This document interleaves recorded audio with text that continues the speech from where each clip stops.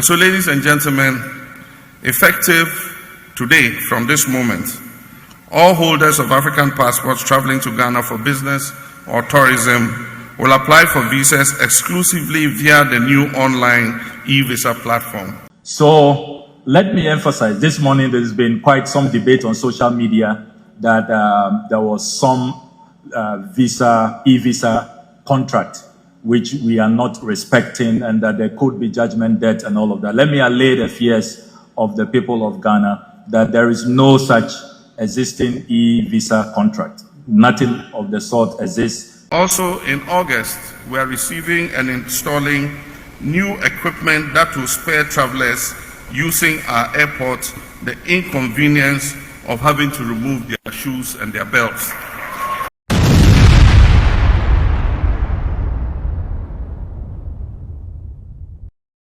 Adofo, Ghana de what? Ghana card accepted at over 44,000 airports worldwide as a mode of identification. According to the NI boss, I say Ghana passport a heavy, a pelewa, a strong too. I just say I didn't know ye. And now see 44,000 airports. What the Ghana card they do her? Hey, where you are? Where would him? Now when I see him for fans, I can't bomia. Now bomia, and shall say can't Ghana card as a yene. I'm off for shut up. Let me say, hey, Masa, they be a fans no one fan to. Wait, bomia, I start here, yeah. Not the ambition ye. Or ultimately, you cry now on the start here. And you won't be driving, then you'll be driving. But and yeah, no, and one good news and them neighbor. John Mahama Alante, the Ghana's first e-visa service on Africa Day. And in the Africa Day now, and next year, John Mahama, the Foreign Affairs Minister, Samuel Okudzeto Ablakwa. Oh, easy, beautiful. Now, the Foreign Affairs Minister said to send me among for so more problem because 54 African countries I say, hey, visa free mumbre idiot. Yenye country ba kubi ni sa making. And Nigeria ni ba ku atese. Ono why na dwen say nka oyes smart. Oberisa Ghana card. There's a Ghana card it me go about around 44,000 airports. It is hard ya any. Man so me Ghana card to us send details. Ani achi visa free. Nigeria formra e asema ranko. Because and China make a say in the upper west that northern region that mango ya chi Nigeria for mienu a omu fake nya Ghana card no mo kira de kra o Ghana ayi. Now ya more about 7 months babe a jail. A 41-year-old Nigerian as well as any details a Ghana card. At the same time, yes, Ghana card, which means around 44,000 airports. And the onam say Ghana ni, but no Nigeria ni. And then ye free visa, Ghana e-visa. 54 African countries will be able to remember Ghana. Among for some you're worried. If you say, you're worried. That's the best because they say export-driven country. With this, are you worried? And now you are not worried. The reason why I say the Foreign Affairs Minister kind, the John Mahama. Now we still now we are worried that. Then you tell me, our comment section. I say, but why do you answer? No, I can't answer. What do you answer? Our comment section. I say, subscribe, like it. Na share more niya. Esu enyebi enhe. Edi no eba akope Maxi Billian. I will naked truth. Oldboga trends. Yanka bi shemu. And yet he said 41-year-old Nigerian. Your friend of Franka Wilson. You're sentenced into 6 months imprisonment with hard labor for attempting to obtain a Ghanaian passport using forged documents. And he now you are Foreign Affairs Minister. Some of Okudzeto said, who said foreign countries will be you Canada, Ghana passport. And your Ghana card, when you guarantee be a then they were caught no passport. That is Ghana ni ano nam. You odi born na odi born no Ghana din Now ana make because Jaika men kasi foreign countries for be kasi Nigerians. One particular country is so easy. So obepe Ghana card. Any Ghana passport, Nigeria for now. Nigeria for now, you be. Now we no 6 months in sha. Consider Bonnie obeti. The reason why the US for say Yama Ghana for partial ban ultimate to go America. Yeah, the 5 years visa na tade money about 3 months because mobile move overstay. Meanwhile, apart from Ghana for now, of course, also overstay no. Do not so effort through her. And you are Nigeria for because omo ye din bone into Oldboga na ha no answer no one Ghana ni that is a cha oko. Now what happened at the very day a breaking news about say Ghana your passport what they call 44,000 airports worldwide a mode of identification say udru onkwa de na Ghana card nkwa na oguta oh Ghana card you scanning you oh udit is name twemko who here passport in Zambia I think ya duru yanim ewia ne say Ghana passport ne between the 54 African countries nina including certain countries in Europe certain countries in Asia and what Ghana ne ye pese Schengen visa say obebre ho na waje de bi eno so be free edema Ghana for again Ghana card and say would go do a 44,000 airport ye ni ehun identity new year twam na wurim ko beautiful fantastic but we no bo me fans ka ho and we don't start here na eno ana me say with the way alata yawfui ever sura Ghana yi omu obtain Ghana passport and Ghana card. Are we safe? Now, the reason why we ask that question we. And that my president, your president, our president, John Mahama, His Excellency, Papa no, Pako Lanche, Ghana, visa na, the foreign affairs minister catch last month, and on the church Ghana believes that where continental processes move too slowly, decisive national leadership must fill that gap. We are therefore not waiting indefinitely for consensus on the free movement protocol before taking action. We are giving practical expression to the long-held aspiration that Africans should be able to move freely within their own continent with dignity, opportunity, and purpose.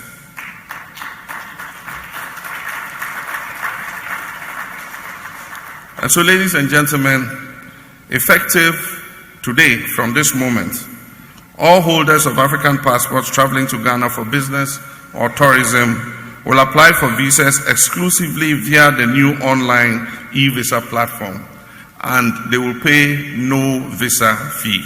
A good idea.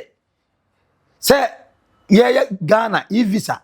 Na de wo hia ne se wo beduru Ghana visa on arrival waje na ukọ amanfo ka se ye problem security because Africa there ye security nsem shara nyesa because we ye left Burkina Faso jihad terrorists for ho we ye right Togo ni Benin France fo mo nkoda otu aso ekọ sa nkofo na munye ne baba madani ne baba force ya Nigeria fo yi so Boko Haram fo ho ohwe soro kakra bi a Sudan ho ko ne Somalia ho ho so Al-Shabaab fo ho nti se u ka se u ja mu gugu mu sa ahwe na dia semeba but baby still the foreign affairs minister Okudzeto Ablakwa on John Mahama say no there's a need as I said sir visa no because on John Mahama ne botaye ni susuye ene say Ghana ebetima achieve this status ansana wadane kunyana they are the next person. Obviously Ghana is export driven economy. And also Singapore, Japan, China, also Dubai, South Korea, or nam friends in Germany, any Hong Kong and before catch you and say, so now we invest and quad ya. Ghana, they be opposite town near Mako or Africa Biano, which mean they are called. And you should down a population of 36 million. And eton Ghana your investment opportunities no. Or is West Africa I over 400 million. No be Africa I over 1.4 billion of population. And or the ton says over Africa no be yet industry over see industry or Ghana ha. Over to what one those countries now. So how do you do that without allowing those country people to also visit your country and also to get that access for your businessmen in the strategic? But the issue is among for the security concern swear to what's now omo kofa by for na concentration mu semu no we are na madave deep ka krabi akase obeti ase ya some cases no way confused. The foreign affairs minister Samuel Okudzeto Ablakwa says no pro e-visa contract exists apart from the one being officially launched today as government unveils Ghana's new e-visa portal.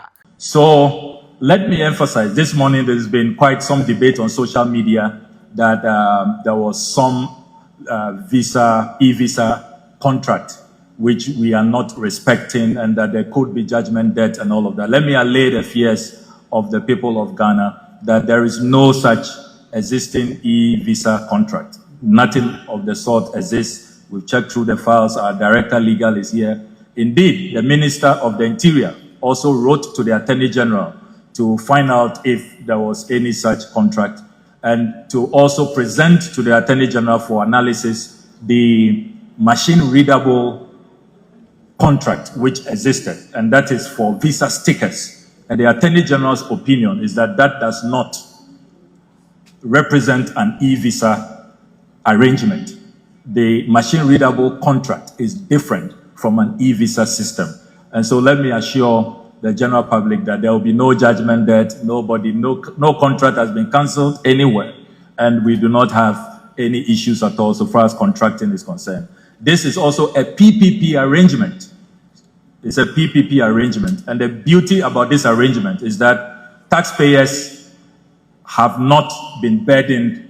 The private partner is setting up the system, of course, under the supervision of the Ministry of Communications, NITA, and the Cyber Security Authority. So they are investing, and that is how they will recoup their investment over a long period. And so we didn't have to burden taxpayers to, as it were, pay for this system. So it's a very beautiful arrangement, which has been very cost-effective and no burden at all to the Ghanaian taxpayer. And I hope that this clarifies all of those matters.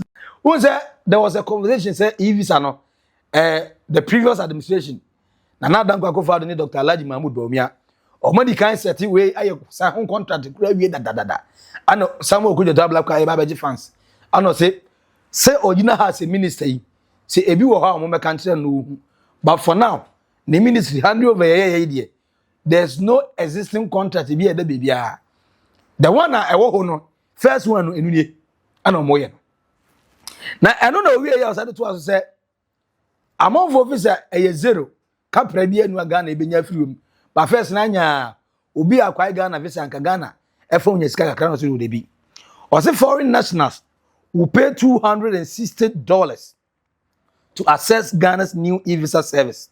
You will agree with me that a robust system which has all of these secure firewalls, which is so convenient, you have your decision within 48 hours, you must pay premium amount. So we announced today that how much you will pay is $260. Which is quite competitive pricing. I can see our friends from the diplomatic corps here. Some are smiling. We pay them far more than the $260 that we are going to be charging nationals from their country. So we have still been generous when you look at how much you charge Ghanaians. So we should applaud President Mahama for his generosity and magnanimity. Wait. As one of say, "Enya free for free." So Ghana free e-visa no, enya free for free. You say a visa on arrival, and can't it no? Over to our country. Now what you mean Ghana a visa? And so now Ghana. But you say all the 54 African countries. For flight, bra, your arrangement, screening I say so, security check I say so. I will ukrom ho. ye be ni na obedu aso ye be ni na ye wi a wo kona na ye de na hye unsem currently go pie mo Singapore when they wanted to turn Singapore into a tourism hub no that's the idea almost the buy and Singapore say na wuni ma me ka kire wo visa on arrival and they ye bre etwa wo tikitika na ukoduru owie se kinkom ana the visa e ba se unsem e bi na Ghana the 54 African countries no now apart from the $260 of mutua as a foreign nationals no as o mo na e ba so obi obi a foreign national ana Ghana ni so ebeji visa ni bia na say the head ana me na menti ase now also you will know within 48 hours whether your visa has been approved or not. Where abro mubuza say na efficiency of the new e-visa portal no say net no so software no ma in kejiwa within 48 hours them say 2 days ubehum say o visa no ya approve and say approve software no omako test omako any testing and we say be dem correct and all shebo say there's no way say edu saman for acquire e-visa na they have problems don't be any problem way and that's why the foreign affairs minister Okudzeto Ablakwa na no another president at the Republic of Ghana His Excellency John Mahama John Ababiu John Kwame Nkrumah John he is the hope John the joy giver Papa they say we will begin receiving and installing new security equipment at our airport to spare travelers the inconvenience of removing their shoes and belt during screening process. He made an announcement at the launch of Ghana's first ever e-visa service. Now, Also in August, we are receiving and installing new equipment that will spare travelers using our airport the inconvenience of having to remove their shoes and their belts.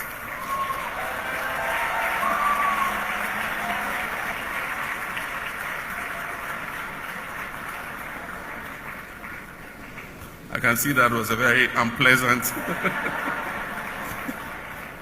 experience most travelers go through. After installation in August, you will not be required to remove your shoes and your belts anymore. Hey, sir, mo amukwa broche na mo bresa. Mo yi belt ni na. Oh. Cheze anyway okwa o so asin de mu nyan de na ke webre. We omi shoes. Hey belt. Na shoe na dentia. Say belt dem say hook no. Na shoe no and so like what me the VH man. Hey, and say man mo ye kwakwa on pant mu no because man na say e chi omo more na mbo okuri na no. And say bra mo na sha pant nje no so e. Eti yes abogafo. Say no pressure bi ani yo. Mu ni pressure mo ba mo mra. Sa inconvenience na edi mu fom. Okudzeto International Airport kafro. Accra International Airport. Yeah. I say kufo currency ni o currency no. Kakura na wase gosi wechi. Almost say Mr. Moba Accra International Airport and now we bet. We new shoe. And once we namu yo. A new machine some bay solid. I be making sure say detector bet ma detective shoe no. Cocaine na wom. Kobi ni money na odi achem. Obet no. Why say I go pep cocaine bi dia kwose bet who go inside ho. Dia obeye bi ye be hu. And you won't waste time. I'm say, na so na ya chepa. 69 years akokora. Ya bobrewu. And I still feel ya quite device me. But John Mahama say biya be di. Na number omia ye ni we ni na na mo kope e-gate no. Sem ben kra ni. Africa muntimi mfa priority baako. De say de ehia wo ba no munye no. Omu ni best no mo to drones. Mudi ye jam life mama and way any sama ekoso ama John Mahama on the foreign affairs minister echechemudi achenti with way the foreign affairs minister watch say screening bekoso security check bekoso the bia bekoso say the esukono na foreign nationals mo amadu say nya kapre no ye be $260. Are you still afraid say if say a lot of criminals about the country and I say after the way relief. But here's the problem. Somebody got catch us say a 41-year-old Nigerian woman, Franca Wilson, ya sentencing for 6 months we dey shapa na me na me ya hash obi di Ghana or Nigerian or be Ghana passport obi tim dey di bonia say Ghana ni di mo man na 6 months di me just Ghana ni na mo cha na 6 months ade mo nya foreigners ya mo pampo mo pa ho bonia Ghana ni be ya ma 10 years no onyonko ko wi cement baako mo man 10 years obi a Ghana passport o fake adani ne Ghana ni mama 6 months because we Nigerian ndi ye judge for you die ye kama asema ko do bia de se bopos na ye twa na ma be free contempt of court but ni national Ghana and the Ghana card ye accept no 44,000 airports we dey draw nko ade a we have passport betwem be wurim correct but with the way of foreign nationals especially Nigerians research Ghana your passport near Ghana card mo sure say bedu baby no we be allowed in that 44,000 FS airports catch me our comment section I say and as I say no confusion no clear and I'm clear about the e-visa some clear catch me clear so catch me our comment section I say we are subscribe like na share mo onua so ejebi and we edi no eba ko Maxi Billian I will naked to old Boga trends macrow bye bye.